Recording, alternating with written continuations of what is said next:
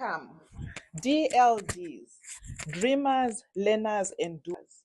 Today we are starting off by an important topic that I only learned when I attended classes, and my professor was Professor Cross. I am glad that he agreed to come to our platform to share about this important topic. Professor Cross, how are you? Doing well, thank you. Please tell us about the truth. We should talk first about the definition of truth. What does it mean to say the word truth? Truth is relational. So, in the tradition, the truth is understood as a relationship between the mind and reality. So, when the mind matches reality, then we say that what's in the mind is true. Typically, that's about a proposition, like the bird is in the tree. And that proposition is true if, in fact, or in actuality or reality, the bird is in the tree. But if I have an idea or claim in my mind that the bird is in the tree, but it's not in the tree, then my idea or claim is false. So my opinion or belief will be false if it doesn't match reality. So we can see that truth and falsehood go together. That is, one is the inverse of the other. Does that make sense? Yes, it does make sense. Well, so now that the truth it's what's actually there. If I don't want to accept the truth, what if I want to believe something that's not the truth? We call this phenomenon motivated reasoning. Okay. Motivated reasoning is when a person will place the desire for something else above the truth. So if something makes me comfortable, I want to believe that, then I will try to hang on to that, even if evidence is there that shows it not to be true. And I will try to ignore evidence against it and only find evidence that supports it. So the problem there is to hold up something as more important or more desirable than the truth itself. And that leads us to retain or remain in a falsehood, holding a false belief. So I hope that answers your question. Yes, yes. It does answer my question. What do we really need to know about this truth, about the truth, and how can we put it, like, how can we exercise the truth in our lives? This is a big question. What do we need to know about the truth? The temptation for humans is to think that we make the truth, that we create the world, almost as if we're putting ourselves in the place of God. Whereas it takes a kind of humility to accept the truth, because humility means I accept reality as it is and then conform my mind to it. So it's stance of humility before reality. Of course, that doesn't mean that we shouldn't try to change things in reality that are bad or contrary to the truth. But there's still a starting point of recognizing this is the way things are, and I accept that rather than trying to live in a fantasy world of my own making, as if this is real and that's just a construct. But you're asking a second question too, and that is, how do we live according to the truth? Right. Well, first we have to attain the truth, find the truth about ourselves, about the world, and then we have to live in a way that corresponds to reality. So if I pretend that I'm something that I'm not, or if I pretend or act as though I have gifts that I don't have, or that I'm somebody that I'm not, then I'm not living according to the truth. So this is why Socrates thinks that to live according to the truth, you have to know yourself. You have to know who you are. Am I a human? What does that mean to be a human? What does it mean to live well as a human? I have to learn those things in order to live well as a human. Otherwise, I don't even know how to live, because I don't know what my purpose is, what it means to live truly as a human, or to live as a human should live. So those are things I have to seek out. So part of the obligation with regard to the truth is seeking out the truth. I think a lot of people don't realize this, that we have an obligation, not just from the government or from something like that, but just a moral obligation, like the golden rule. Most people have an awareness of the golden rule: do unto others as you would have them do unto yourself, right? We know this. But the obligation to seek out the truth, we don't recognize that obligation, but it's a fundamental obligation, that we're culpable to the degree that we don't seek out the truth about the things that are most important. Like, who am I? How should I live? What is life all about? Those are kinds of important questions that there's a moral obligation from reason itself to seek out the truth about those things. This is interesting.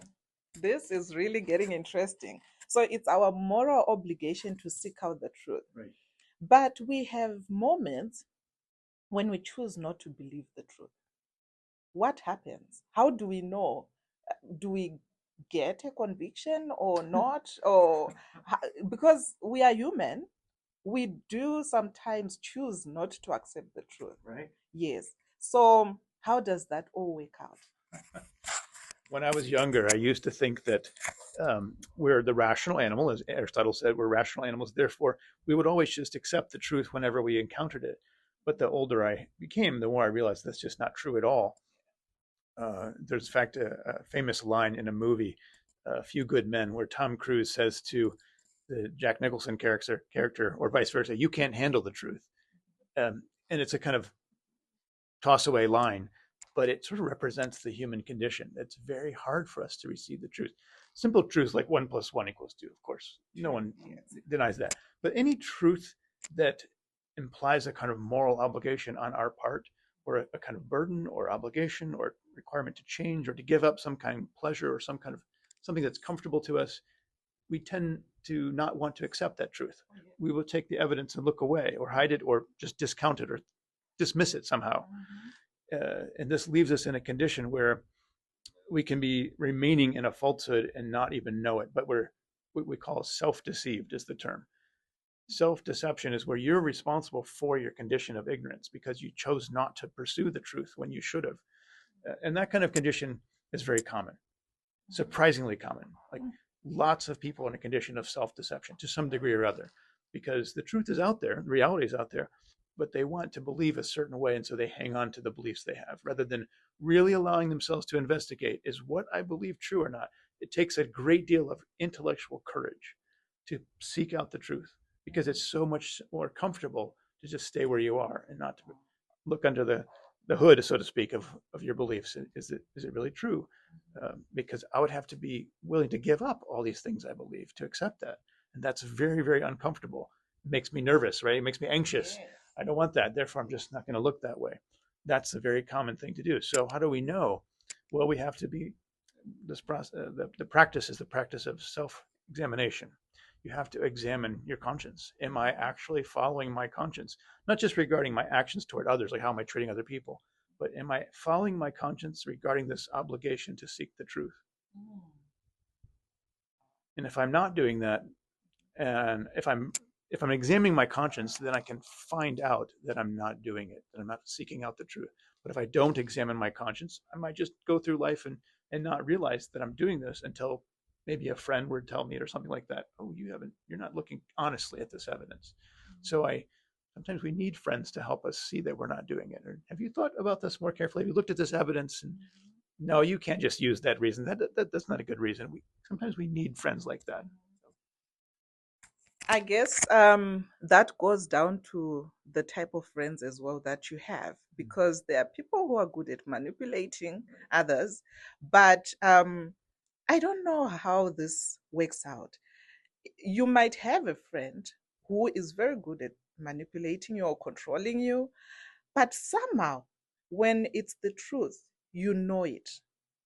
How do we come to that point where someone speaks something and somehow you disagree? Like somehow, how does that happen? I always wonder. Mm-hmm. And also, there are also another question. They sometimes we accept um not the truth to such a point that your conscience it it it sort of like doesn't pick up the truth. Can you please explain what really happens there? Yeah. Two good questions. So the first question is, how do we see the truth? Uh, I'm thinking about cases where someone tells you something that you have not acknowledged to yourself. And then when they tell you, let's make it concrete, like a real example. Let's say someone tells me, oh, you have this bad habit. And I've tried to hide the habit from myself. I'm in a condition of self-deception about it. Oh, yes. Right? But then as soon as someone tells me, uh, I I know, even if I deny it to their face, like, no, that's not true about me. But inside I go, oh, they're right. You know, I can't deny it because In that condition of self-deception, you already know the truth deep down, but you're hiding it from yourself. That's why you know it's true, because you already know it's true when they say it to you. You just haven't allowed yourself to accept it. Right. Now, remind me of the second part of the question again. Okay. The second part I was asking about, um, with the type of friends. Yes. Okay, I think Okay, I you remember. about you can get to a point where your conscience might not tell you that you're doing something wrong. Yes. Especially if you just keep ignoring it over and over and over again, it gets quieter and quieter. Yeah, in Aristotle, this is considered almost like the brutish condition, where we almost might label this psychopathic, because the person is able to just do the wrong thing and feel no struggle or resistance, or the conscience is just not screaming in his ear, "Stop, stop, don't do this, this is wrong." This is a very, very bad place to get to, especially regarding the truth, right? Because if you just ignore the truth over and over again, you make yourself almost incapable of hearing or seeing the truth again. This is a very, very dangerous condition to be in, because you get into a pit where you can't get out, because you just can't hear the truth anymore. So I would say to that, don't allow yourself to get in that position. Make sure that you are supple, like they're responsive to the whatever truth that you have, whatever working of your conscience that says maybe that's true. You should follow that right then and seek it out, rather than just like and blow it away, because you don't want to keep doing that, because otherwise you could get to the point where you just can't find the truth anymore, because you don't even hear that kind of voice of reason saying maybe you should think about this, right? You hear that, DLDs? We should get ourselves to points where we can hear the truth. The truth speaks to us.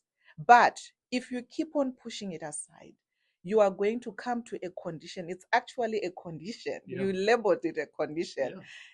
Yeah. You come to a condition where you can't hear the truth speaking to you.